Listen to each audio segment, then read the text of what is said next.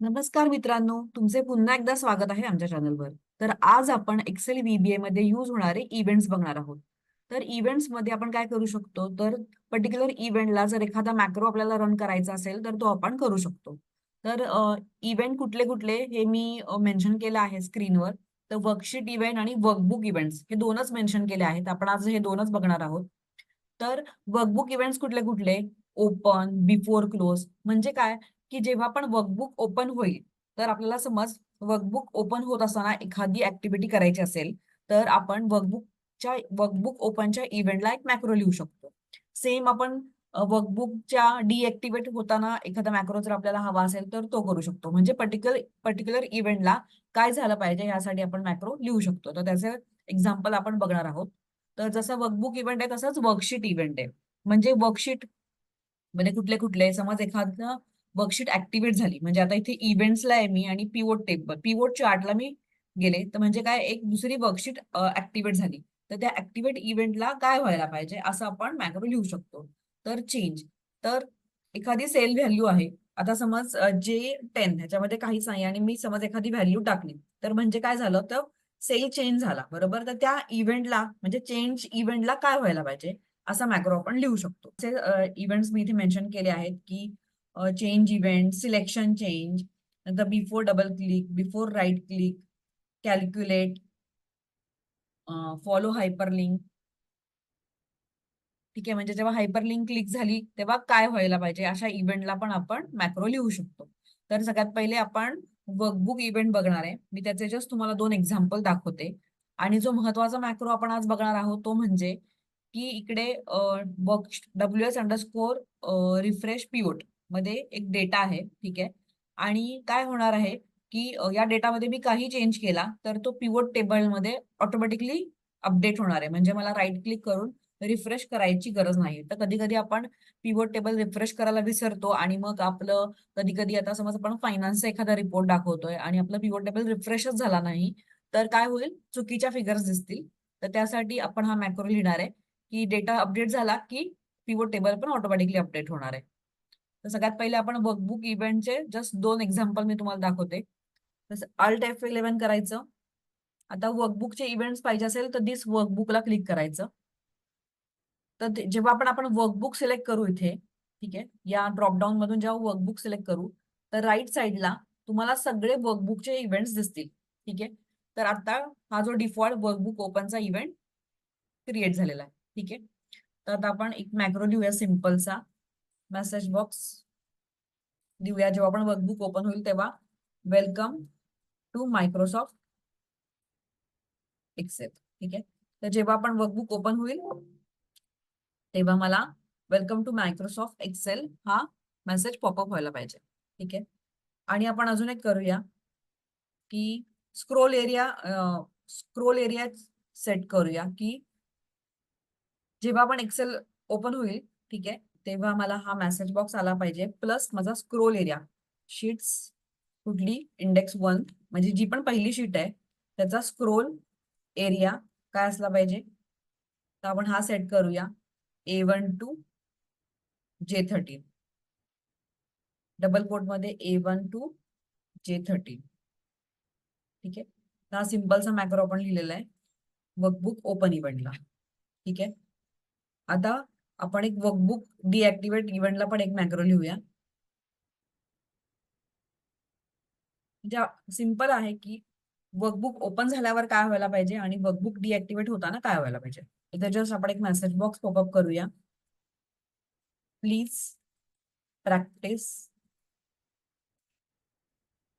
Practice VBA, please practice on VBA events.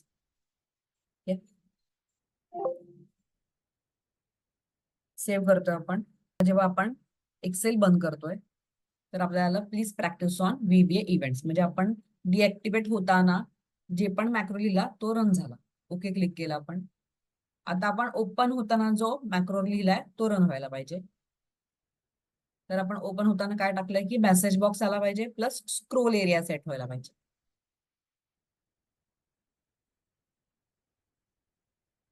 Welcome to Microsoft Excel आलेला आहे आणि आपण स्क्रोल एरिया दिला होता A1 to J13. ठीक आहे.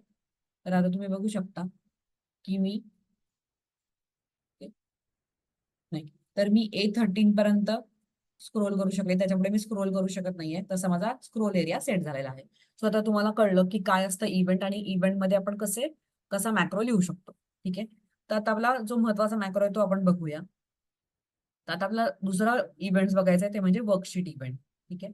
तर आता आपल्याला काय करायचंय की ही जी वर्कशीट आहे त्याच्यामध्ये काही चेंज झाले. ठीक आहे.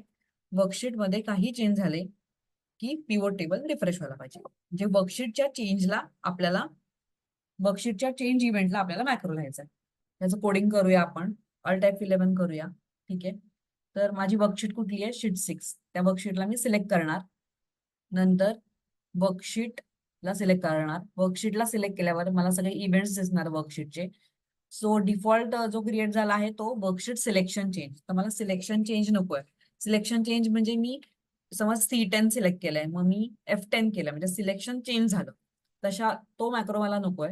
वर्कशीट मध्ये काही चेंज झाला तर पिव्होट टेबल ऑटोमॅटिकली रिफ्रेश व्हायला पाहिजे. हा मॅक्रो मला क्रिएट करायचा आहे. सो मी वर्कशीट सिलेक्ट करणार आणि इथे चेंज इव्हेंट घेणार. ठीक आहे. चेंज इव्हेंटला काय झालं पाहिजे? वर्कशीट मध्ये काही चेंज झाला तर काय व्हायला पाहिजे? तर काय व्हायला पाहिजे की हा जो पिव्होट टेबल आहे हा रिफ्रेश व्हायला पाहिजे. ठीक आहे. तर या पिव्होट टेबलमध्ये जो पिव्होट टेबल ज्या शीटमध्ये आहे त्याला आपण कोड नेम दिला आहे, तो आहे पीबीटी रिपोर्ट. ठीक आहे. तर पीबीटी कंट्रोल स्पेस बार द्यायचा डॉट पीबीटी रिपोर्ट मध्ये जो पण पिव्होट टेबल आहे, पिव्होट टेबल्स. ठीक आहे. तर पिव्होट टेबलचं नाव आपल्याला बघायचं आहे. तर तुम्ही इथे पिव्होट टेबल अनालाइजला गेला आणि पिव्होट टेबलला क्लिक केलं तर पिव्होट टेबलचं नाव आपल्याला दिसेल. ते कॉपी करायचं, डबल कोट मध्ये टाकायचं. ठीक आहे. सिंपल कोड आहे. या शीट मधलं pivot table dot pivot cache dot refresh, म्हणजे पिव्होटचे जे कॅशे आहे ते रिफ्रेश कर. ठीक आहे. हा सिंपल कोड लिहिला आपण. ठीक आहे. आता आपण ही विंडो बंद करतोय. आता हा जो आपला मेन डेटा आहे त्याच्यात आपण थोडे चेंज करू. ठीक आहे. तर आपण आता VC_C ला चेंज करू. तर ही जी आधीची अमाऊंट आहे इथे मी कॉपी पेस्ट करते. सो आपल्याला लक्षात राहील, तो आपल्याला कळेल की डेटा रिफ्रेश झाला का नाही झाला. आणि मी काय करते की 10,000 ही अमाऊंट वाढवते ऍक्च्युअल आणि बजेट. सो इथे मी 40 करते आणि इथे पण 40 करते. सो आता आपण आपल्या पिव्होट टेबलवर जाऊया. तर तुम्ही बघू शकता की हे 10,000 ही अमाऊंट वाढलेली आहे. ही आधी होती 217 आणि आता ती 227 झाली आहे आणि 228 ओके 218 होती, आता 228 झाली. अशा प्रकारे 10,000 अमाऊंट वाढलेली आहे आणि आपल्याला राईट क्लिक करून रिफ्रेश करायची गरज नाही. यात फक्त एक इश्यू असा आहे की इथे आपण असं म्हणतोय की वर्कशीट चेंज. तर वर्कशीट चेंज नसून काय व्हायला पाहिजे की फक्त हा जो पर्टिक्युलर डेटा आहे तो चेंज झाल्यावरच पिव्होट टेबल रिफ्रेश झाला पाहिजे. सो आपण इथे वर्कशीट चेंज साठी हे लिहिलेलं आहे आणि आपल्याला असं नकोय. आपल्याला काय हवंय की हे जे 4 कॉलम आहेत म्हणजे इथे जेव्हा काही चेंजेस होतील तेव्हाच आपला पिव्होट टेबल रिफ्रेश झाला पाहिजे.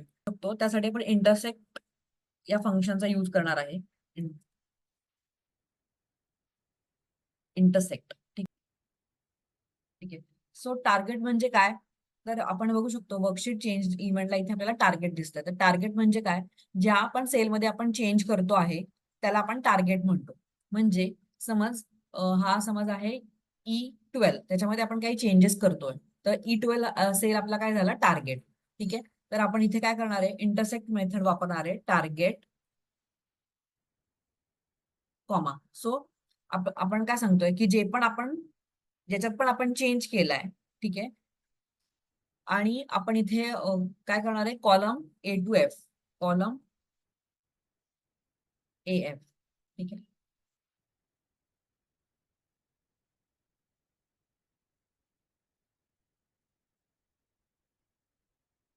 तर इंटरसेक्ट मेथडमुळे काय होतं, जे पण आपण रेंज देऊ, तर इथे आपण काय दिलंय? Column A to F.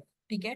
तर त्याच रेंजमध्ये काही चेंज झाला तरच पिव्होट टेबल रिफ्रेश होईल आणि जर त्या रेंजमध्ये काही चेंज झाला नाही तर काहीच होणार नाही. ठीक आहे. ठीक आहे. मग आपण इथे लिहितोय if not intersect is nothing. Then. ठीक आहे.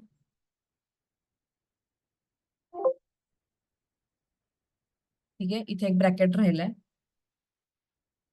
म्हणजे इथे आपण म्हणतोय की समज कॉलम ए टू एफ मध्ये काही चेंज झाला, ठीक आहे, तरच तू पिवट टेबल रिफ्रेश कर. ठीक आहे, आणि आपण इथे एंड डिफ देणार आहे. आणि इथे आपण एक मेसेज बॉक्स पॉपअप करूया, तो म्हणजे रिफ्रेश.